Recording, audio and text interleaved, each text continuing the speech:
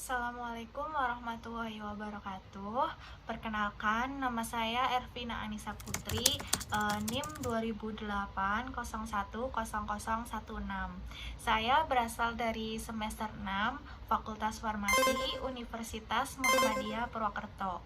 Nah, di sini saya akan menjelaskan mengenai materi formulasi dan teknologi sediaan steril dengan menjelaskan metode dari sterilisasi itu apa saja, kemudian pengertian dari sterilisasi itu sendiri, kemudian ada hal-hal apa saja yang perlu dipersiapkan sebelum kita melakukan sterilisasi.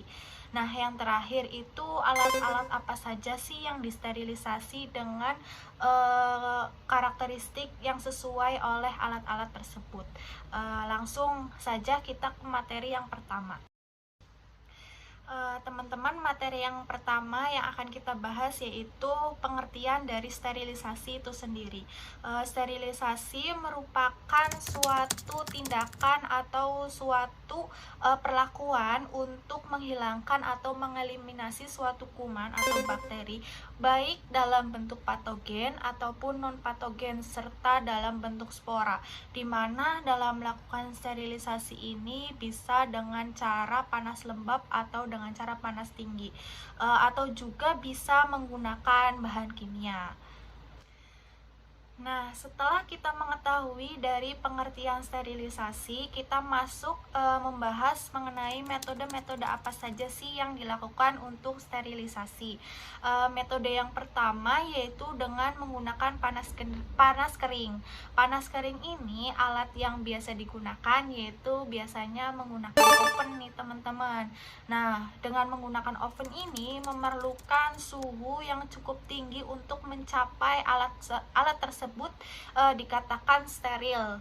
Nah, untuk suhu yang digunakan biasanya 160 derajat sampai 180 derajat.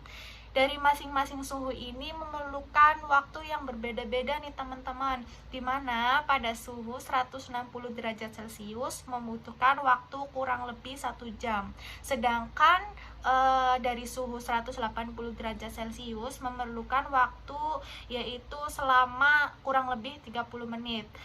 Dalam hal ini itu dapat dikatakan suhu-suhu yang dipilih dapat menyebabkan kerusakan pada sel-sel bakteri itu sendiri, baik dalam sel-sel hidup ataupun jaringan. Hal ini dapat disebabkan terjadinya reaksi autooksidasi sehingga bakteri patogen itu dapat terbakar atau dapat mati.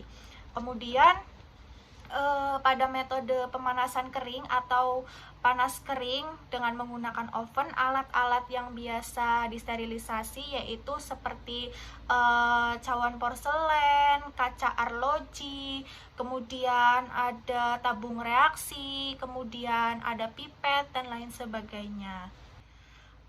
Pada metode panas kering ini digunakan di mana oven itu dipanaskan terlebih dahulu sampai suhu mencapai 180 derajat Celcius. Kemudian alat-alat yang sudah dibungkus dengan menggunakan kertas baru dimasukkan ke dalam oven semuanya.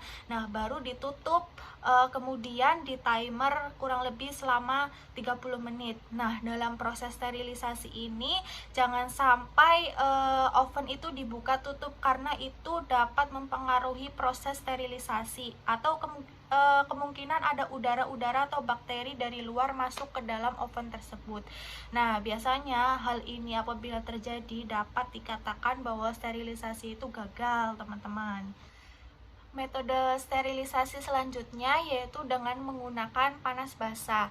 Pada metode panas basah ini alat yang biasa digunakan menggunakan autoclave, di mana suhu yang dibutuhkan yaitu lebih singkat dengan waktu yang dibutuhkan juga lebih singkat lagi teman-teman, di mana suhunya yaitu 121 derajat Celcius dengan membutuhkan waktu kurang lebih 15 menit. Nah, untuk proses sterilisasi dengan autoclave pertama-tama kan si alat yang akan disterilisasi itu dibungkus terlebih dahulu dengan menggunakan kertas dan diberikan label serta label yang jelas. Nah, kemudian sebelum melakukan sterilisasi, si autoclave itu dipanaskan terlebih dahulu dengan memasukkan air sampai air tersebut panas. Nah, kemudian setelah itu alat-alatnya dimasukkan ke dalam autoclave apabila air tersebut sudah panas. Nah, kemudian ditutup dengan memberikan tekanan sampai rapat tutup autoclave-nya. Nah, setelah itu tunggu sampai suhu 121 derajat Celcius atau sesuai dengan suhu yang diinginkan. Nah, setelah itu apabila suhu sudah mencapai 121 derajat baru proses sterilisasi itu dimulai, teman-teman. Jadi selama proses suhunya itu belum mencapai, tidak diperbolehkan untuk menghitung waktu yang dibutuhkan untuk sterilisasi tersebut. Nah, setelah selesai proses sterilisasi, tutup autoclave itu jangan langsung dibuka. Nah, harus mengurangi tekanan dengan cara memutar bagian tutup atasnya. Apabila langsung dibuka, maka akan terjadi kemungkinan yaitu si proses itu akan gagal dan akan meledak kemungkinannya. Nah, setelah itu alat-alat yang digunakan metode panas basah ini biasanya seperti gelas beker, gelas ukur, Erlenmeyer, dan lain sebagainya. Metode sterilisasi selanjutnya yaitu dengan secara mekanik. Pada proses sterilisasi secara mekanik yaitu dengan cara penyaringan atau filtrasi. Pada metode sterilisasi ini mikroorganisme yang terdapat pada peralatan yang akan disterilisasi itu tidak untuk tujuannya untuk mematikan mikroorganisme, tetapi si mikroorganismenya itu masih hidup atau tetap hidup, hanya saja dipisahkan dari materialnya. Nah, kemudian metode sterilisasi selanjutnya yaitu secara fisik dengan menggunakan metode radiasi. Pada metode sterilisasi radiasi ini memerlukan sinar bantuan, yaitu seperti sinar ultraviolet, radiasi sinar gamma, atau sinar X dan sinar matahari. Nah, seperti yang kita ketahui nih teman-teman, sinar matahari itu banyak mengandung sinar ultraviolet, maka dari itu sinar matahari bisa digunakan untuk proses sterilisasi ini. Nah, pada sterilisasi dengan menggunakan sinar gamma pada berdaya tinggi itu tidak cocok untuk sterilisasi obat-obatan atau makanan, karena hal tersebut dapat menyebabkan terjadinya perubahan struktur kimia dari si makanan atau obat-obatan yang akan disterilisasi. Setelah kita mengetahui metode sterilisasi secara fisik dengan menggunakan bantuan sinar, nah memiliki kerugian nih teman-teman, di mana kerugian itu sendiri yaitu ketidaksesuaian untuk penggunaan pada bahan sensitif terhadap panas dan kelembaban, di mana metode ini tidak dapat digunakan untuk sterilisasi misalnya pada produk yang dibuat dari basis minyak atau dari serbuk. Sterilisasi selanjutnya yaitu sterilisasi dengan bahan kimia atau secara kimiawi. Biasanya bahan yang digunakan yaitu seperti etilen oksida dan formaldehida. Nah, pada sterilisasi ini membutuhkan waktu 2-18 jam dengan menggunakan suhu kamar saja nih teman-teman.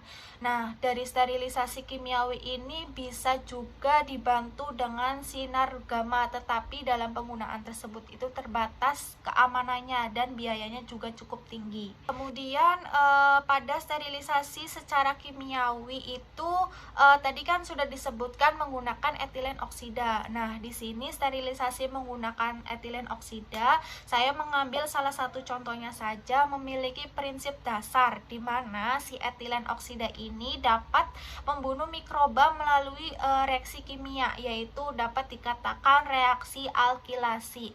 Pada reaksi ini itu terjadi pergantian gugus atom hidrogen pada sel mikroba dengan gugus alkil, di mana metabolisme dan reproduksi selnya itu dari si mikrobanya akan terganggu.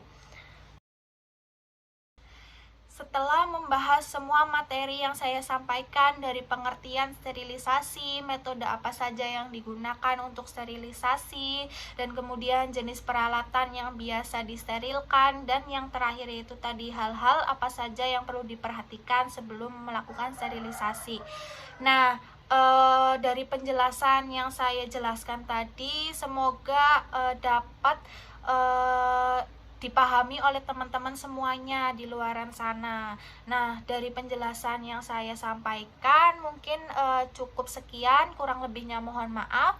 Wassalamualaikum warahmatullahi wabarakatuh.